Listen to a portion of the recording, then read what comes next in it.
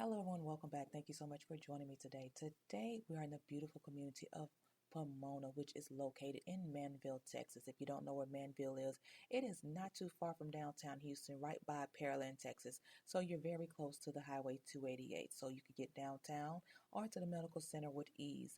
Now this home, which is built by Toll Brothers, is called the Fenton Classic. The Fenton has 4 bedrooms, 3.5 bath, and the starting price is going to be a little bit north of the $600,000 mark. The home is going to be a little bit over 3,100 square feet, depending on the additions that you add. Now, if you are curious about the schools that this home is currently zoned to, currently this home is going to be zoned to an on-site elementary school called Pomona, of course.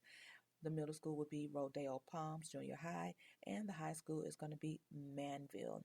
If you have any questions, make sure you leave them in the comment section below, and I'll be more than happy to answer them. And do me a quick favor, hit that like, subscribe, and that bell to be notified of new weekly videos.